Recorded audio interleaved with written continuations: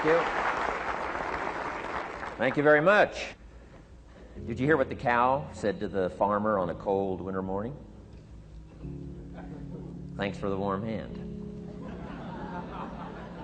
Anyway, it's going to get better, so don't panic on me. I start small.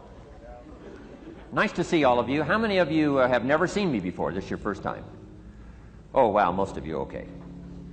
I keep thinking for sure I'm more famous than that, but, you know, that is the truth. I'm delighted to be here. Been looking forward to it for a long time.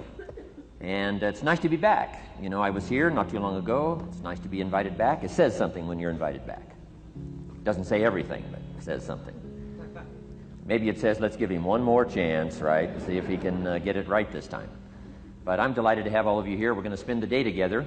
I feel two major responsibilities, and I'm sure you can guess what those are. Number one is to make sure you get your money's worth, right? When you shell out your cash, especially these days, you want to make sure you get full value for the money you spent. And I know the tab for the seminar was not that much. Pretty modest fee to get in. Most of you, your tips for the week, right? So it wasn't that much. But I want you to be able to say when you walk out of here today, it was worth my money. But my biggest responsibility is to make sure you get your time's worth. And the reason I say that is because time is more valuable than money. In fact, you might start your notes with that. Time is more valuable than money. You can get more money, but unfortunately you can't get more time. If somebody asks you to spend your money, that's pretty easy, right? We live in America. We're wealthy. So the money's not the problem. But what if somebody asks you to spend a day, right? You got to think that over carefully. And I know you did. I wouldn't waste one of my days, not for anybody, not for anything. Once I understood how valuable they were, I don't waste any. But to make an investment like today of your money and your time, I appreciate that. Today's going to be costly for me. It's going to cost me one of my days to be here, right? And some money, of course. But, you know, I don't need the money. I take the money, but I don't need the money. But guess what I do need? The time. So I'm here not to just joke with you. I'm here not to just tell some funny stories and give a performance and walk away. I'm here to give you some value, and I want to make it worth your time. I'm going to invest a day. You're going to invest a day. Let's get the most out of it and see what we can walk away with today. Anyway, for you that have not seen me before, just very briefly, let me just tell you my story. I grew up in Idaho, farm country, southwest corner of Idaho. In fact, my father still lives on the old homestead where I grew up. He'll be 89 his next birthday, still hasn't retired. I'm proud of my dad. He's never been ill. He's really something. I'm trying to get him to retire this year, 88. I'm telling my father, what a good year to retire when you're 88. And he says, hey, talk to me in 10 years, right? I might be ready. But anyway, I went to high school. I graduated. I went to college 1 year. Halfway through my second year of college, I decided I was smart enough, so I quit. One of my major mistakes. I should have stayed in school. But I thought, heck, you know, I'm smart enough to get a job. That's what life's all about, right? Get a job, pay your bills, work hard, stay out of trouble, keep your fingers crossed, hope for the best. And I figured I was at least prepared to do that. So I quit college and went to work. A little while later, got married, got my little family going, and I'm out there doing what I thought was the best I could. But about age 25, I'm starting to struggle. I've purchased a little more than I can conveniently pay for on time, and the creditors are starting to call saying, hey, you told us the check was in the mail. What's the deal? And I'm getting embarrassed by that. I'm also embarrassed, big mouth me, with all the fancy promises I made to get married. I'm way behind on those promises, and I'm getting discouraged, wondering what to do. And I thought, well, maybe I should go back to school, right? 1 year of college, pretty short on an application. But, you know, tough to go back to school, right? Especially when you got your family going. Time to stay is when you're there. So I discounted that. I thought, well, if I, you know, had my own business, that would be the way to go. But, you know, I'm short on money, too much month at the end of the money. If you've ever been there, that's where I was, age 25. So I had to discount that, and I'm discouraged, wondering, where do I go from here? And then the miracle happened for me. Good fortune came my way. And who can explain good fortune? I don't know. Remarkable things that happen to you at a particular time. Sometimes it's just unexplainable how those things happen.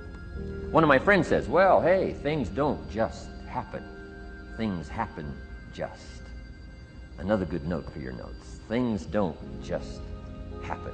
Things happen just. And maybe that's it. I don't know. I'm an amateur on life, I guess like most of us are, trying to figure it out, how to make it valuable. But I was ready. And my good fortune was, at age 25, I met a very wealthy man. His name was Mr. Schoaf, Mr. Earl Schoaf. A friend of mine had gone to work for him, and he started telling me about this man. He said, you got to meet this man I've gone to work for. He's wealthy, but he's easy to talk to. And he's got a unique philosophy of life. And the more he kept talking about this man, I thought, well, I've got to meet this man. So sure enough, shortly after that, I had a chance to meet this remarkable wealthy man, and I was impressed. He was wealthy. Sure enough, he was easy to talk to. I was so intrigued, within a few minutes, I said to myself, if I could be like him, farm boy from Idaho, if I could be like him, I'd give anything. And then I thought, if I could just get around somebody like him, and if he would teach me what to do, I would be willing to learn. I'm coachable. And that was my good fortune. A few months later, this wealthy man that I met, Mr. Schoaf, took a liking to me, hired me, gave me a job. I went to work for him. And I spent the next 5 years in his employ. And then, unfortunately, he died at the end of that period, at age 49. His last 5 years, but the first 5 years of my new life, I got to spend with this remarkable man, and my dream came true. He coached me, he taught me. He taught me the books to read. He taught me the disciplines. He taught me the changes to make in my language and personality. And the things he shared with me during that 5 years literally changed my life, turned my life around, changed my income, changed my bank account, changed my future, changed everything. I've never been the same since that unique experience. And I wish he was still alive today, Mr. Schoaf. I'm sure if he was alive today, especially after this seminar, Idaho Farm Boy makes it to Dallas-Fort Worth, full house, standing room only. Pretty awesome, I'm sure. If he was alive, I'd be calling him today saying, you won't believe what's happening to me. I've had a chance now to share with other people what you shared with me. But anyway, how I got here. 30 plus years ago, I was living in Beverly Hills, California.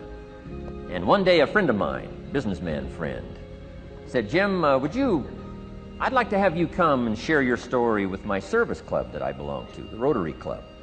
He said, I know your story, Idaho Farm Boy makes it to Beverly Hills. But he said, I think my club members would love to hear your story. He said, if I arranged one of our breakfast meetings, would you come tell your story? Just share a few thoughts. I said, okay. So I agreed to go give this breakfast talk. And guess what? They liked it. And my telephone rang. I got another call saying, we heard you've given your story and shared some ideas. Would you come talk to our club? First thing I know, I'm starting to devote a piece of my business time to giving these talks. And then one day, a businessman who'd heard my talk, I think 2 or 3 times, approached me and said, would you come and share that story and some thoughts with my management and salespeople? So I got this little company going. And he said, if you'd come tell your story to my organization, he said, I'd be happy to pay you. And I thought, wow, wouldn't that be something? So I agreed to go do it, and I got paid. Little did I know, another fortune was waiting for me to translate my ideas into talks and speeches and seminars. Now I've written some books. It's on cassette tape. Now I get to travel around the world. Last year I was in Japan and Israel, Spain, Mexico, Australia, New Zealand, France, Germany, Canada, and now Dallas-Fort Worth. So. Idaho Farm Boy gets to travel around the world and share his story, and here I am today. Anyway, it's almost too much for me to comprehend. From where I started, raised in obscurity, in a little small farm community, and now to be here today is pretty awesome for me. So anyway, that's just a little bit about my story. My story is probably more intriguing for me than it is for you, but I wanted to hear it again, so I thought I would just, bore you with it. Anyway, I don't ask you to be impressed today. I'm the one that's impressed from where I came from to have a chance. But that's the American dream, right? Come true. Chance to start from scratch, start from obscurity, start with pennies, start with nothing, and have a chance to transform your life, change your life, set your goals, and see what you can accomplish. So anyway, that's how I got here, and I'm just delighted that this day has arrived, and I truly want to make it valuable for you. Let's go to work. Here's what I hope you'll find out of this seminar today for your notes. Here's what I hope you'll find. Number one, sincerity. Above all else today, I hope you'll find me sincere. Best place for people to start to communicate is sincerity on both sides. I'm sure you're sincere or you wouldn't be here today, right? To spend this kind of money, to spend this kind of time, roll up your sleeves today, go to work like I am, and get this message. You've got to be sincere. So I assume you're sincere. Now I want you to see me sincere. But I've got a good note for you to make. Sincerity is not a test of truth. Important note to make. Sincerity is not a test of truth. We must not make the mistake of saying he must be right, he's so sincere. That would be a mistake. And here's why. It's possible to be sincerely wrong. So we don't mistake sincerity for truth, right? Sincerity is only a test of sincerity. Truth has to yet be tested by truth, okay? But hopefully you will find me sincere and truthful. Next, a combination of things I hope you'll find here today. Ideas plus inspiration. Ideas plus inspiration. Ideas, business ideas and social ideas and personal ideas, we all need ideas. Right? How to have a good day ideas, how to have a good year ideas, how to have your best year ever ideas, good health ideas, personal relationship ideas, how to deal with your family ideas, sales management ideas, financial freedom for the future ideas. We all need good ideas. So today I hope you gather up by notes and by what you can remember a lot of ideas. I want to share as many with you as I possibly can in the time constraints we have. Today is going to go very rapidly. I used to think a day like this was a long day. Found out it's a pretty short day. But I'm going to go as fast as I can, share with you as many ideas as I possibly can. And here's why. Ideas can be life-changing. Ideas can be life-changing. And sometimes all you need is just one more in a series of good ideas. It's like dialing the numbers into the lock. Right? You got 5 or 6 numbers dialed into the lock. The lock still won't come open, but you don't need 5 or 6 more numbers. Maybe you just need one more, and maybe a seminar like this could do it. A sermon could do it. The lyrics from a song could do it. The dialogue from a movie could do it. Conversation with a friend might do it. That one last piece you need, number. Dial it into the lock. That's it. The lock comes open. There's the door for you to walk through. And maybe this seminar today could furnish that for you. One more idea. I know you've come with a lot already. Sometimes we get the impression, I used to have that I only had this much going for me and I needed this much. Usually not true. And I'm sure not true of this audience, where I find you today, as well-dressed as you look today. As fine as you are sitting here today. It isn't that, you've got this much going for you and you need this much. I would assume you've got this much going for you, and maybe all you need is just a few more thoughts, ideas, to furnish you some ways and means to turn your life into the dream you want it to be. So, ideas. The seminar is going to be loaded with ideas. I want you to take good notes. But here's what else I hope you'll find here today, and that is inspiration. And who knows the mystery of inspiration? Why some people are inspired and some are not? You were inspired to get here. Some were not. Who knows the mystery of that? I don't know. How come you made it? The rest of them didn't make it. We don't know what that mystery is. Some people turned it down. Some people said it costs too much. Some people said it's going to take too much time. Some people are too busy, right? A lot of different excuses why some are inspired to take advantage of something that comes to town. Others pass it up. We don't know the mystery to that. Here's what I call it, mysteries of the mind. And I just leave it at that. Some things I don't try to figure out. I take the simple approach now. right? Some people do and some people don't. I mean, that's about as profound as my philosophy is. Some buy and some don't buy. Some go for it and some don't. Some change and some don't. And if you've been around for a while, you can usually work out the numbers, right? Out of 10, 3 do, 7 don't. Whatever business you're involved in, pretty soon you got this ratio going. The ones that do, the ones that don't. And you say, well, why don't the ones that don't, how come they don't? We don't know. I just leave it as a mystery.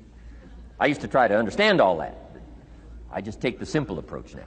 The guy says, this happens to me, this goes wrong for me, and all this stuff goes wrong for me. How come all this stuff happens to me? I say, I don't know, beats me. The best I've been able to figure out is those kind of things always happen to people like you. I mean, right? That's the best I got. I don't know. I'm an amateur on this stuff. What do I know? So just take the simple approach, right? That's how it is. Who knows? Interesting story says the day the Christian church was started. Now, I'm an amateur on the Bible, but best account I can remember, the day the Christian church was started, a magnificent sermon was preached. Great presentation. And if you're a student at all of good communication, it was one of the classic presentations of all times. The sermon, the first day the Christian church was started. And it said this sermon, this presentation was given to a multitude, meaning a lot of people. But it was interesting, as the account gives us, the record, it says, when the sermon was finished, there was a variety of reaction to the same sermon. Isn't that fascinating? I find it fascinating. It said some that heard this presentation were perplexed. And I read the presentation, it sounded pretty straightforward to me. Said, why would somebody be perplexed with a good, sincere, straightforward presentation? Best answer I've got. They are the perplexed. I mean, what other explanation is there? It doesn't matter who's preaching. Right? It said some that heard this presentation mocked and laughed, made fun of the presentation. I thought, hey, this looks pretty sincere to me. If you give a sincere, honest presentation, why would somebody mock and laugh? Easy explanation. They are the mockers and the laughers. What else would you expect them to do? Right? I used to try to straighten all that out, say, well, they shouldn't do that. I don't do that anymore. I've got peace of mind now. I can sleep like a baby, not try to straighten all this stuff out. I used to be so naive. I used to say, well, liars shouldn't lie. See, how naive can you be? Of course they're supposed to lie. That's why we call them liars. They lie. They lie. So I don't straighten this stuff out anymore. Anyway, it said some that heard this magnificent presentation didn't know what was going on. And they're usually easy to spot. They're usually saying, what's going on, right? I mean, they don't know what's going on. But interesting, right? A variety of reaction to the same sincere, honest presentation. Now, it also says, in wrapping it up, some that heard the presentation believed. And I think that's who the speaker was looking for, the believers. Interesting. Now, it said the number of believers was about 3,000. So, pretty good first day. 3,000. I've had some first days, but I never had 3,000. But anyway, 3,000 were believers. And the speaker was looking for the believers out of this multitude. And that's about as close as we can come to understanding the mystery. Some believe, and some mock, and some laugh, and some are perplexed, and some don't know what's going on. And you just have to leave it that way. Why? Because that's the way it's going to be. The way to be brilliant is to find out how it's going to be and then say, here's how it should be. I mean, that's how you become brilliant. So, anyway, who knows the mystery? I call it mysteries of the mind. We don't understand. But I don't try to change it anymore. On this particular story, as far as we know, they didn't have classes after the presentation to try to de-perplex the perplexed. I mean, as far as we know, they left them perplexed. They left the mockers mocking. They let the laughers laugh. I mean, they didn't come back and try to straighten all this out. You say, well, how can you build a church? Well, make another presentation, and you'll get some believers and some mockers and some laughers and some who don't know what's going on. So that's about the best we can do. So, but I'm glad I've got the believers here today. You believed enough to shell out your cash and part with your time and some of your effort and energy, and I appreciate that. So, hopefully you'll find some inspiration here today. All right? To get the most out of today, a couple more notes. Number one, be thankful. That's a good way to capture the most of a day like this. Be thankful for what you already have. That shouldn't be any problem in America, being thankful. Everything we need is available in America. Everybody wants to come here, right? The last time I was here, that little presentation I gave, everybody wants to come here, America. People haven't plotted and schemed the last 40 years saying if I could just get to Poland, everything would be okay. No, everybody wants to come to America. Why? Everything's available here. All the books you need, all the sermons you need, all the churches you need, all the schools you need, all the instruction you need, all the inspiration you need, all the capital you need, all the markets you need, all the challenge you need, all the information you need, all the seminars you need. Everything's available here. This is America. So number one, let's be thankful for what we already have. Thanksgiving does this. Opens up the doors, opens up the windows, opens up the channels. Thanksgiving for what you already have. I did a seminar one weekend up at the ranch, up at Clear Lake. Got a lodge up there. Nice setting, high valley, high serenity ranch. For the weekend, Friday evening, Saturday, Sunday. People drove in from around California. I got there late Friday afternoon. Everybody had pretty well already gotten there. I couldn't believe the parking lot. Continentals and Eldorados and Mercedes and Cadillacs and unbelievable. Ferrari, one Rolls Royce, unbelievable. I walked in, good-looking crowd about like this, sitting there ready for the weekend seminar. My opening remarks were, ladies and gentlemen, I think the rest of the world would find it strange that we have all come here this weekend to try to figure out how to do better. Right? I think the rest of the world would say, I don't understand. Guy in his Rolls Royce saying, I got to get to the seminar, find out how to get another one of these Rolls Royces. Unbelievable.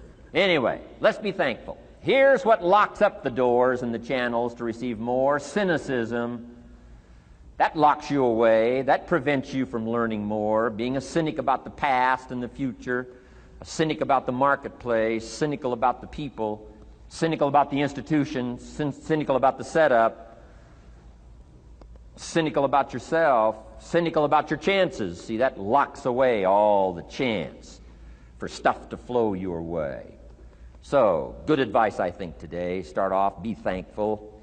Here's number two, listen well. And that's going to be a challenge today. I understand that. Seems like most of, our life is still going on outside these four walls, right?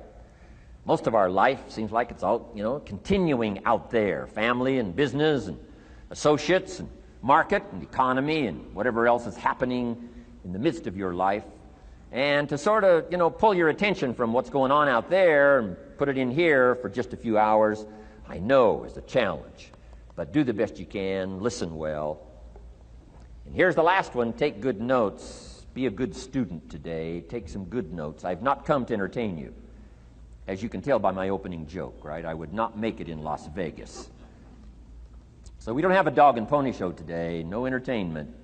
But I do have some ideas. Take some good notes. Somebody showed me the other day notes that they took about 21 years ago, attending one of my seminars out in Los Angeles. He said, I still use these notes I took 21 years ago to help me in my business, relationship with my family. So I'd like to have these notes that you take today become that valuable for you. Then it would be worth me making the investment to come and spend a portion of my life, my time, my energy here. And I want this investment I'm making here today to pay off. And one of the ways it can pay off for me is for you to take good notes and then go away and use whatever makes sense. Because what I feast on coming back around is the stories out of this audience today. Sure enough, 6 weeks from now, 6 months from now, 6 years from now, somebody's going to, by phone, by letter, by personal contact, walk up to me and say, the things you shared that day got me thinking. And I started making some changes, and let me tell you what's happened to my business. Let me tell you what's happened to my sales career. Let me tell you what's happened to my relationship with my family. See, that'll make it worth it for me. Not the money, the return. Something you can't buy with money. If somebody says, thank you for touching my life and taking the time to make the investment. And that's what I'm all about. So if you'll become a good student today. And here's the last note. Don't be a follower, be a student. You'll be happy to know today we haven't come seeking disciples. We've got no movement for you to join. I'm just here to share some of my experiences, good ideas, best I can. But I think that's good advice. Don't be a follower, be a student, right? Take advice but not orders. Take information, but don't let somebody, order your life. Make sure what you do is the product of your own conclusion. Excellent note to make. Make sure what you do is the product of your own conclusion. Not to do what someone else says. Take what someone else says, process it, think about it, ponder it. If it makes you wonder, if it makes you think, then it's valuable. Then when you go take action, make sure that the action is not what somebody told you to do. Make sure the action is the product of your own conclusion. If you'll follow just a little bit of those simple guidelines, I'm telling you, the learning process can be speedy, swift, powerful. Your learning curve can go up, and then applying it to your business, your life, your family, conversations, equities of all kinds. You'll find some progress like I did that first 5 years when I met a teacher willing to share with me, turned my life around. Progress I couldn't believe happened for me. Okay, let's get started. I want to review, I was here last time and we talked about the 5 major pieces to the life puzzle.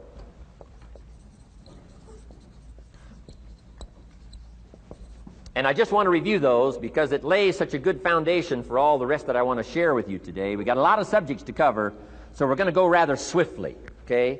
Put on your mental track shoes here and run with me today, because I'm going to deal mostly in concepts. Expect you to, fill in a lot of the details, because I've got a lot to share.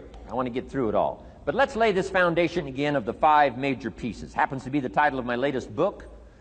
But I think it is so valuable in laying a foundation. It's some of the things I learned between ages 25 and 30. The teacher who taught me so well. He dealt in these fundamentals, we call these. Fundamentals. We call these basics. Basics for sports, fundamentals for sports, fundamentals for your business, fundamentals for the way you deal with your family, a few simple things. A few basic things that if you practice every day can make all the difference in the world, how it works out. I boiled it down to 5 major pieces to the life puzzle. Let's just review those. Number 1 is philosophy. Philosophy, as I taught the last time I was here, philosophy, in my personal opinion, is the major determining factor in how your life works out.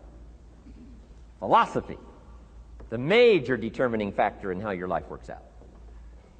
Philosophy. To form our philosophy, you got to think. You got to use your mind. You got to process ideas.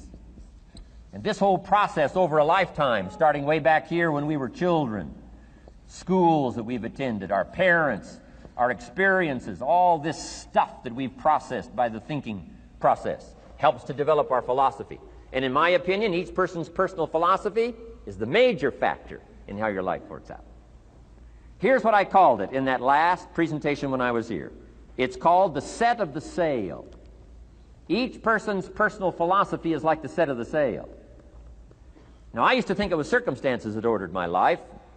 If someone would have asked me at age 25, Mr. Rohn, how come you're not doing well? Pennies in your pocket, creditors calling, nothing in the bank, behind on your promises to your family, you live in America, 25 years old, got a beautiful family, every reason to do well, and things are not going that well for you. What is wrong here? It would not have occurred to me to blame my philosophy. I mean, it would not have occurred to me. Saying, well, I got this lousy philosophy, and that's how come I got pennies in my pocket and nothing in the bank, and things aren't working well. That would not have occurred to me. I found it much easier to blame the government. Much easier to blame the tax problem. I used to say taxes are too high. Top tax rate when I first started paying taxes, 91%. Back then, when your income reached a certain level, all your income over that, 91%. So I used to say that's too high. Now the top tax rate's about 33%. But people are still saying what? Taxes are too. See, but you can't use that anymore. If it's gone from 91 to 33, how could it be too high? Come on. I threw all that old excuse stuff away. Some people found it, though, and they're using it these days. My old list. I used to blame the traffic, the weather, used to blame circumstances, right? People say I'm too tall, I'm too short, I'm too old, I was raised in obscurity, raised on a farm, parents of modest means, all the stuff. If you were to ask me, how come you find yourself here, Mr. Rohn, age 25, living in America, land of abundance and opportunity, pennies, zero in the bank, not doing well, creditors calling, it would not have occurred to me to blame my philosophy. I found it easier to blame the company policy.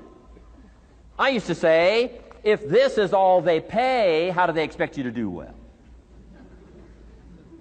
So I figured that, my future was going to be tied to what everybody else was arranging, the economy and, interest rates. I used to say things cost too much. That was my whole explanation, not my philosophy, until my teacher taught me better that this is where the problem was, my own personal philosophy. Here's what's exciting about each person's personal philosophy.